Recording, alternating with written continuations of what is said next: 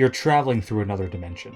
A dimension in the form of a television show that, despite airing decades ago, continues to reel viewers in with its haunting commentary on the human condition, applies the supernatural to help solve age-old questions that even logic could never answer, and became the ultimate bridge between the unsettling and thought-provoking, between mind and matter, and between the shadows and the light. You've just crossed over into the Twilight Zone. Possibly the most influential and groundbreaking television show of all time, the Twilight Zone aired between the 5-year period of 1959 to 1964, and would see its episodes made in an anthology format, in which each episode told a completely new story each time, rather than following a linear storyline, with the episodes largely either being within the science fiction, horror, and fantasy genres, as carefully planned and designed by the show's creator, Rod Serling.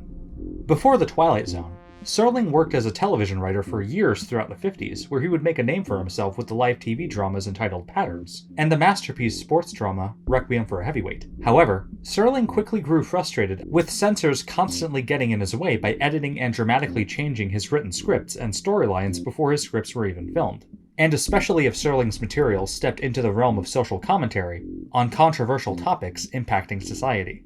As a result, he responded by introducing the world to the Twilight Zone, where under the veil of science fiction, horror, and the surreal, Serling and other writers could explore sensitive issues and complex ideas, practically under the noses of TV executives and censors alike, to offer recommendations to both those new to the show and others looking to revisit it. And without giving any of the endings away, I present the top 13 Twilight Zone episodes of all time. Number 13. Where is Everybody? Though being the very first Twilight Zone episode, Where is Everybody is also one of the show's best. The episode begins with a man dressed in typical mechanic-like clothing walking on a dirt road. Struggling to remember how he got there, let alone what his name is, the man walks into a roadside diner playing music through a jukebox. After turning the volume down on the jukebox, the man continues to call out with no one responding. He makes his way to the kitchen where he finds freshly made coffee, as well as other foods and beverages, but is unable to find anyone. After leaving the diner, he makes his way to a nearby town in hopes of finding someone to talk to. He comes across what appears to be a woman in a car, yet upon further examination, he finds that the woman is a mannequin. Growing increasingly unsettled, and with no living soul in sight, the man even wanders into the town's police station where he finds a recently lit cigar, as well as evidence of a recent shave in a sink, only for a jail cell door to almost close, which would have likely locked him in the cell. This episode is a masterwork of suspense and anxiety, as creepily, the more signs of human activity he comes across, the further isolated he becomes, making the episode's ending all the more shocking, and one that you just have to see. Number 12. Nick of Time. This is one of the 2 Twilight Zone episodes that William Shatner was in, the actor best known for portraying Captain Kirk in the original Star Trek series, as well as a slew of movies that span different genres. The other Shatner episode, Nightmare at 20,000 Feet, is also an essential and iconic one, but since Nick of Time is referenced and discussed less, I figured I would go with it instead. A pair of newlyweds arrive at a diner while en route to New York City to celebrate their honeymoon. While there, they sit at a table that has a devilish-looking fortune-teller machine on it, which answers yes or no questions with each penny inserted into it. Curious and personally superstitious, the husband puts a penny in and asks if he will get promoted at his job, to which the machine answers yes. Excited, and also as a means to potentially confirm the machine's yes, he calls his company, only to be told that he did indeed get promoted. Frantic, he continues to put pennies into the machine to ask more questions, yet the machine's answers become eerily more specific and relevant to the couple's current circumstances and situations in life. Disturbed, his wife attempts to drag him out of the machine's grip, arguing against the very usage of it in the first place. The fortune-telling machine, known as the Mystic Seer, would go on to become one of the most iconic objects and eventual symbols in Twilight Zone history, both due to its odd design as well as its ambiguity. Is the machine a malevolent entity that seeks to bring humans down to a level of total desperation, or were the responses and overall scenario simply products of coincidence? It is up to the individual audience members to decide, although the man's addictive reliance on the Mystic Seer does raise comparisons between itself and the general human reliance on gadgets and technology. Number 11. The Lonely. A human prisoner named Corey, convicted for murder, has been living out his 50-year prison sentence incarcerated all alone on an asteroid distant from Earth. Luckily for him, he still gets visitations from Earth, albeit in the form of law enforcement officials who deliver supplies and news from Earth to him. Unbearingly lonely, Corey insists that the murder was done in self-defense, a claim accepted by the Earthly spaceship's commander, yet detested by his crewmates. Still, Corey's chances of returning to Earth in any way other than a body bag or coffin appear slim, as his appeals keep getting shot down. However, after the spaceship leaves for Earth, he opens a large crate they had left for him and uncovers a female robot given to him by the authorities back on Earth. The robot, named Alicia, is capable of living the same lifespan as the average human, and also possesses the capabilities to express emotions and harbor a memory. Disgusted by her, Corey insults Alicia as nothing more than a machine, and throws other rude remarks that prompt Alicia to cry, convincing Corey that Alicia actually has feelings, and enabling Corey to fall in love with her. The Lonely is easily one of the most heartbreaking and tragic episodes, as it demonstrates the wide-ranging effects that loneliness can have on those stricken by it, and its echoes of desperation and cruel hardship could even be found in the behind-the-scenes facts of the episode, in that to accomplish an otherworldly look for the episode's setting, it was decided that The Lonely would be filmed in Death Valley, with a temperature of 130 degrees Fahrenheit overtaking the cast and crew virtually every day during the episode's production. In one incident, George Clemens, the cinematographer, fell off the camera crane due to the intense heat, and 8 members of the production crew also fell horribly ill, after eating large production meals in the unforgiving heat. Number 10. The Hitchhiker. The Hitchhiker is one of the creepiest Twilight Zone episodes, as well as the episode with arguably the closest ties to the world of urban legends. A woman named Nan Adams suffers a car accident in which her tire blows out, causing her to lose control of her car and skid to the shoulder of the road. Surviving the crash, she is told that it was a major surprise that she survived the crash to begin with. Yet almost immediately after it, she begins seeing a strange man who is presumably a hitchhiker. Initially brushing the man off as a simple hitchhiker and nothing more, she grows unnerved after she mentions seeing the strange man on the side of the road, only for the mechanic to say that he does not see anyone there. Despite crashing in Pennsylvania, she sees the same hitchhiker across the country, seemingly following her wherever she goes, whether it be in Virginia or even New Mexico. While in New Mexico, she meets a sailor and develops a connection with him for the sole purpose of having company, as she seems to be stalked by the mysterious hitchhiker. Once Nan breaks down and tries to run the strange figure over, the sailor abandons her over fears that she may be insane, as, like the mechanic, he too was unable to see anything of which Nan said was there, much to her dismay. The episode borrows heavily from the age-old and almost uniquely American urban legend of the vanishing hitchhiker, in which hitchhikers picked up by everyday people would disappear in the passenger seat of whoever opted to give them a ride. The same stories also typically conclude when the driver finds out that the hitchhiker in question had been dead for years before they were seen hitchhiking. A deeply unsettling episode that, though with a basis in popular urban legends, features a horrific conclusion. Number 9. A Game of Pool. A pool shark named Jesse spends countless hours a night practicing to achieve his one goal in life: to become the best pool player in the world. There is only one problem. That title is currently held by pool player Fats Brown, who, despite being dead, is still revered the world over as the greatest pool player that ever lived.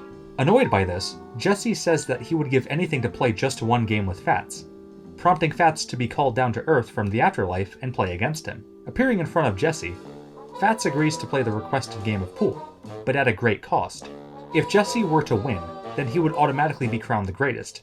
But if Fats wins, then Jesse loses his life. The attached wager raises the stakes in an episode that is primarily set in only one room, and increases the fiery suspense of the episode as a whole. But by far the greatest quality of the episode is the combined acting talents of Jack Klugman and Jonathan Winters, who deliver some of the finest performances in the show's 5-year run, as their chemistry works supremely well, with Klugman's hot-headed and childish Jesse serving as a striking counterbalance to the more wise and mild-mannered Fats played by Winters.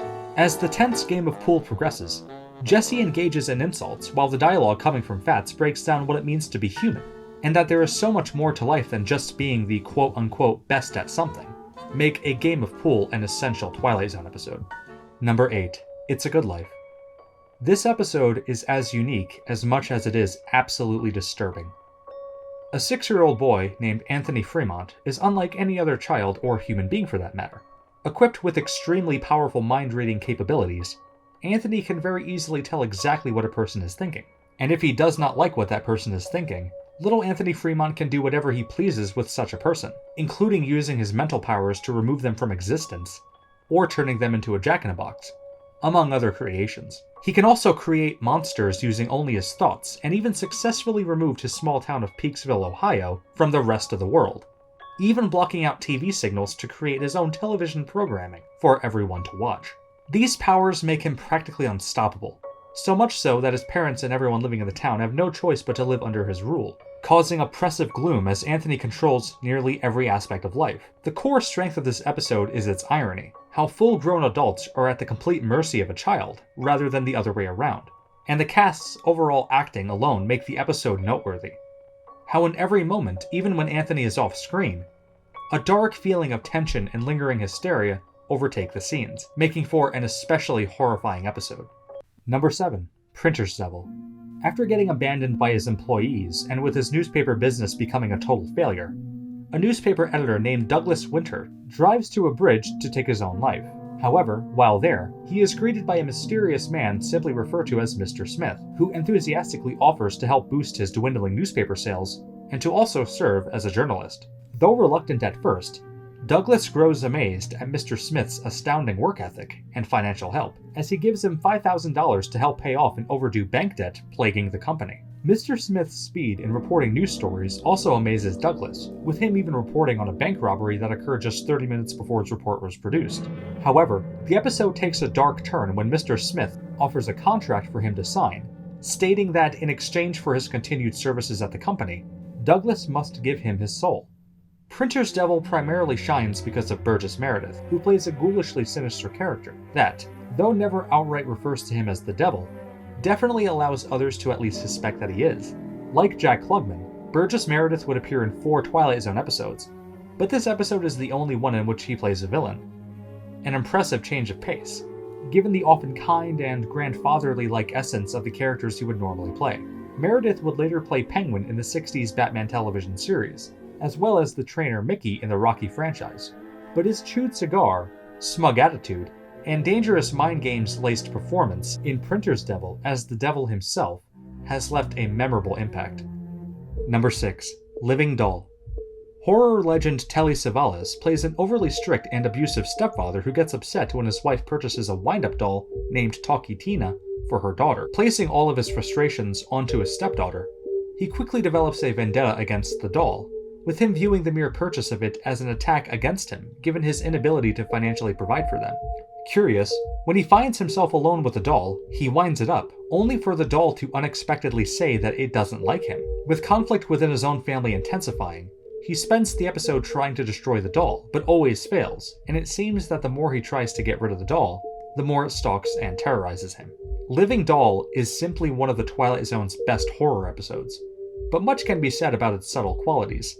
For one thing, much is left to the audience's imagination, in that it makes you wonder whether the doll is actually after the stepfather, his family is playing tricks on him, or if this is all just happening in his head. While the killer doll theme has become a cliche over the years, this episode is one of the first usages of it, and it remains one of the best. Number 5. Will the Real Martian please stand up? During a harsh winter, 2 state troopers enter a diner where they are greeted by a host of wildly different individuals: a bus driver, 2 couples, a dancer, a hilariously eccentric old man, a snobby businessman, and a cook. The troopers claim that an unidentified flying object has crashed into a nearby frozen pond, and that its occupants seem to have made their way to that exact diner. Asking for everyone to identify themselves, the troopers also claim that a suspected alien may be among the diner's inhabitants. Case in point, the bus driver says that he had 6 passengers on board, yet 7 people are in the diner, barring both the bus driver and cook, when before their arrival, no customers were in the diner to begin with, causing a gradual but frenzied reaction as they soon begin to turn against each other. One of the strongest qualities of this episode is the differing personalities between all those involved. The cook calmly observes in the background, the dancer grows visibly anxious, the businessman just wants to get to Boston without incident and detests the entire situation, and the couples begin to fall apart as disguised alien accusations rise to the surface, creating a compelling study of human nature, showing just how quickly people are to blame each other, and to also give in to mass hysteria. Number 4. The Masks.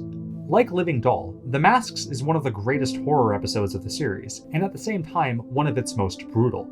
A dying old man is visited by his family in the final hours of his life on the night of Mardi Gras. Extremely wealthy, the old man is aware of the overwhelming greediness and ill intentions inside each of his respective family members, and after bombarding them all with insults, invites them all to wear grotesque, handcrafted masks with a stipulation attached. If they all keep the masks on until midnight, then they can inherit his estate and extreme wealth. Yet if any of them takes their masks off, then they will be returned home. The Masks is an episode of great poetry, in which the old man manages to reduce his greedy and deeply selfish family members down to size, and exposes them for who they truly are, even if it means stooping sickeningly low to do so. Number 3. The Monsters Are Due on Maple Street. An idyllic suburban neighborhood grinds to a halt when suddenly the power on the street disappears, stopping all cars, radios, stoves, and phones, thrusting the homeowners into a state of widespread angst and confusion. Soon, a little boy that lives on the street named Tommy almost immediately compares the power outage to one he read in an alien invasion story, in which alien beings strip power away from an entire neighborhood and also take on human disguises to keep an eye on their human neighbors. Over time, most of the people affected slowly buy into Tommy's warning, but at a disastrous cost, as they soon begin to, even violently, turn against one another. While a number of Twilight Zone episodes feature a similar theme of a group of people getting broken down, this is single-handedly the best example in Twilight Zone history, and the episode's main motif of aliens taking on human disguises was a genuine fear in the 50s and early 60s that many had in American society at the time, perhaps best demonstrated in the 1956 science fiction alien invasion film Invasion of the Body Snatchers. The episode can get under your skin as it shows the harsh realities of human reliance on electricity, as well as the material luxuries enjoyed in everyday life, and that when stripped of such amenities, chaos and bloodshed erupt as humans are left to their own devices. Number 2. Eye of the Beholder. After receiving her 11th facial surgery, a woman confined to an emergency room bed wants nothing more than to finally look normal. The only issue is if the 11th and final surgery was a failure like the 10 before it, then she will be banished to live in a colony, inhabited only by those that look exactly like her, as in her present state, she is an outcast in the society she lives in because of her face. In truth, the less said about this episode's plot, the better, but much can be said about how it was shot as well as the lighting. Throughout the majority of the episode, we never see the faces of the doctors, nurses, or even the surgeons responsible for her surgery, and most of the shots are done through tight angles, such as the bird's eye view angle or the choice to illustrate the characters as shadows overlooking the hospital bed. With its dimly lit and nightmarish qualities, Eye of the Beholder stands as a haunting and unforgettable self-reflection of an episode. The following 7 episodes serve as honorable mentions. The Howling Man. During World War I in Europe, a man lost in a storm comes upon an imposing castle in which he seeks refuge. While there, he hears terrifying screams coming from within the castle, and he is soon caught in a conflict between a man in a jail cell and those who imprisoned him for apparently being the devil himself, leading the man to question whether the prisoner is the devil, or if those that locked him up are the evil ones themselves. A Passage for Trumpet. After an alcoholic trumpet player commits suicide, he is visited by a man who claims to be the angel Gabriel, who gives him a second chance at life. Apart from Game of Pool, A Passage for Trumpet is Jack Klugman's finest Twilight Zone performance, and one of his best overall, and the episode succeeds in making one deeply emotional. A Penny for Your Thoughts. While trying to purchase a newspaper one day, an insecure bank clerk tosses a penny which astoundingly lands on its edge in a 1 in 6,000 chance. Immediately afterward, he realizes that he can read everyone's minds, and even hear their voices reading their own thoughts as well. This episode is arguably the most comedic, especially in terms of how his newfound mind-reading abilities impact his bank office job, revealing hidden agendas and secret feelings. Nothing in the Dark. An elderly woman on the brink of her own death does all she can to avoid her coming demise, even refusing to go outside and even leave her bedroom. Confusing every person that she meets as death in human form, her moments of living become numbered when she is told that she has exactly an hour before the building she lives in gets demolished. To Serve Man. During a time of critical global tensions, aliens land on Earth and refer to themselves as the Conomids. With powers of telepathy and large heights, they offer their advanced technology to the human race that can allegedly solve the food and energy crises gripping Earth, as well as solve ongoing military conflicts. However, when a book that they give to Earth is deciphered, the humans quickly realize that the Conomids have a dark surprise in store for them. One for the Angels. When a little girl is tragically hit by a truck and falls into a coma, a street corner toy salesman familiar with her begs Mr. Death to take his life instead, aiming to save the girl's life.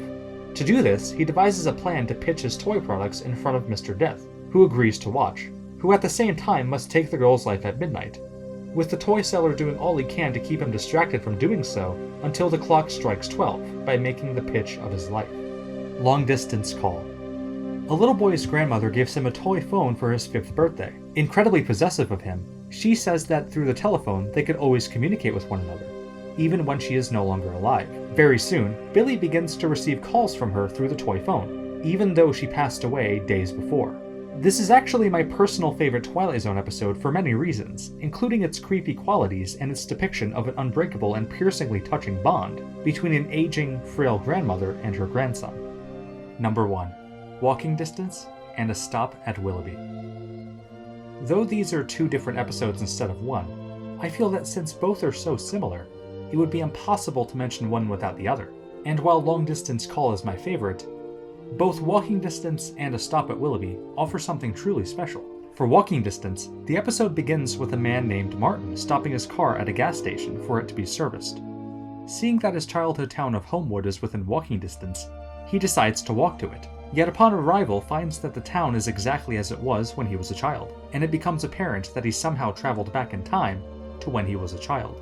He quickly comes across the much younger version of himself, who quickly mistakes adult Martin for an authority-enforcing stranger and runs away. Following preteen Martin home, he comes across his parents who naturally do not recognize him, and he is promptly turned away. Trying desperately to make them understand that he is, in fact, their son, his parents continue to fight with him until they go through his wallet, finally realizing that he was their son all along.